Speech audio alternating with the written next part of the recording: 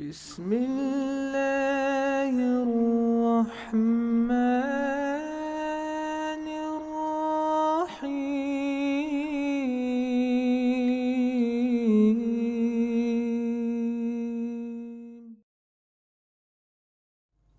إن الحمد لله وكفى والصلاة والسلام على رسوله المصطفى وعلى جميع الصحابة ومن والاه ومن بهداهم اهتدى وبآثار أهل المدينة اقتفى وبعد فالسلام الله عليكم ورحمته تعالى وبركاته.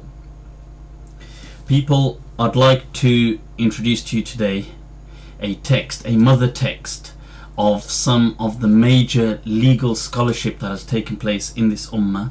The text we will be learning about is al-Mudawwana, at times referred to as the Mudawwana of Imam Malik. It can be translated as almost the canon, if you like. So at times referred to as the Mudawwana of Imam Malik. Some people refer to it as the Mudawwana of Sahnun, since he authored it.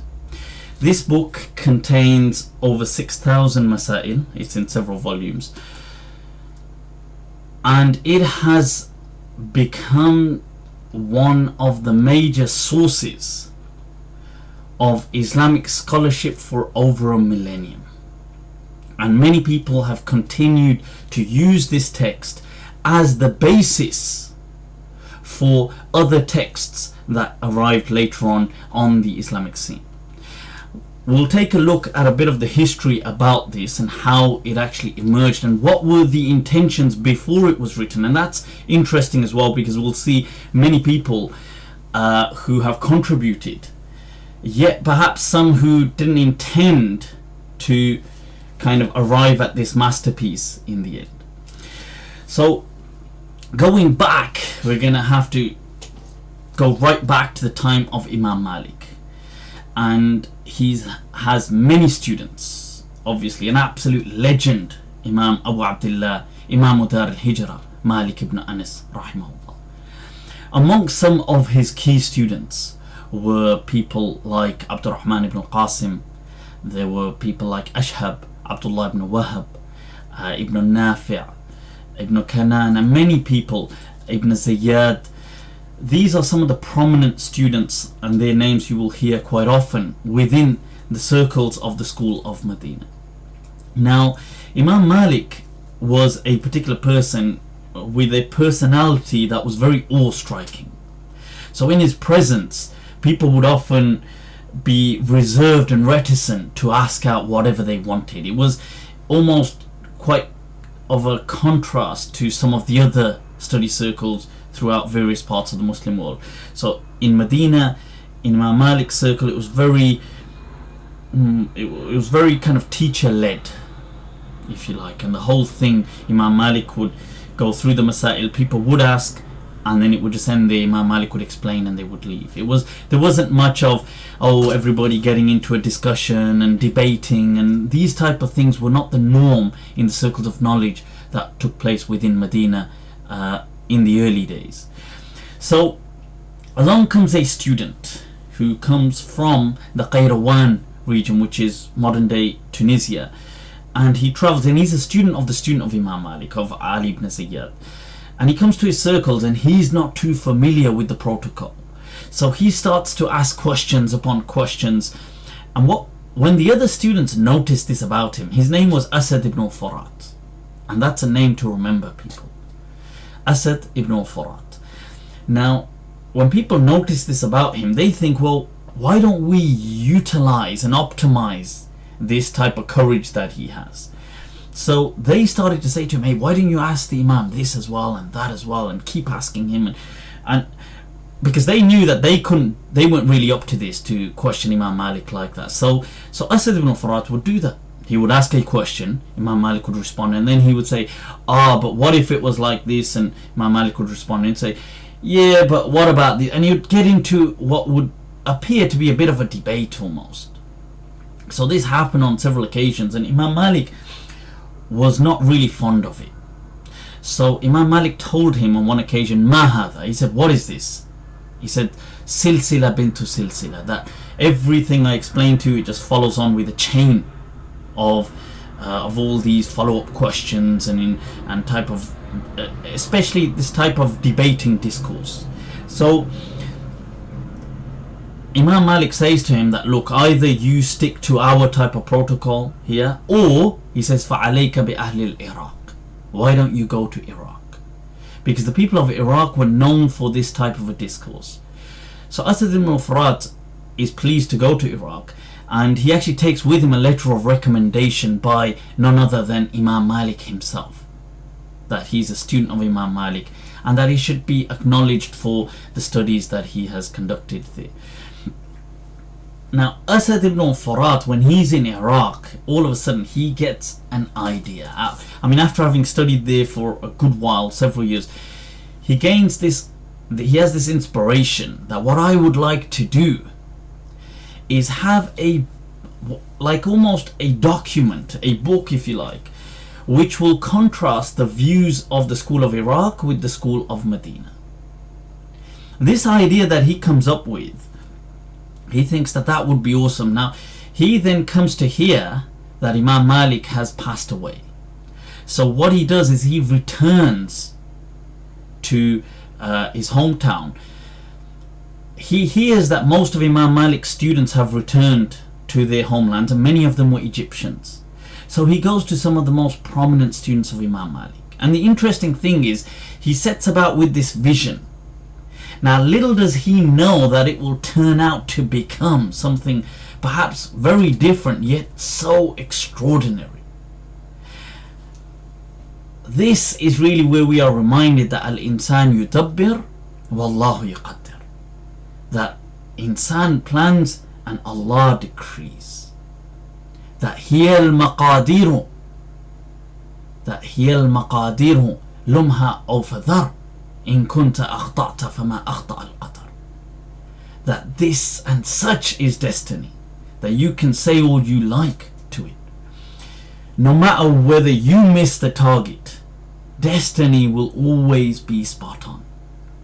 And it's interesting that he goes to Imam Malik's students, and this initial vision he has along the way begins to change. And then he just ends up documenting so many masail, so many issues.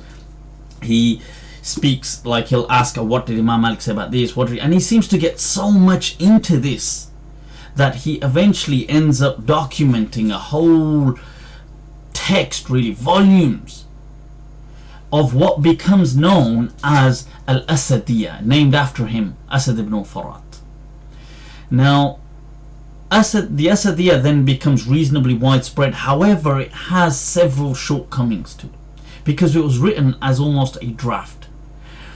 At that time, a contemporary by the name of Sahnun, another legend within the school of Medina, who sees this Asadiyya for the potential that it has in it, he takes this back to the student of Imam Malik, Ibn Qasim, who had originally given the narrations of what Imam Malik had said. So he had been asked by Asad, what does Malik say about this? And he would say he says this, and sometimes he would say things like, oh, I'm not too sure, I think, or perhaps he said this, and he used a lot of words which lacked certainty at times.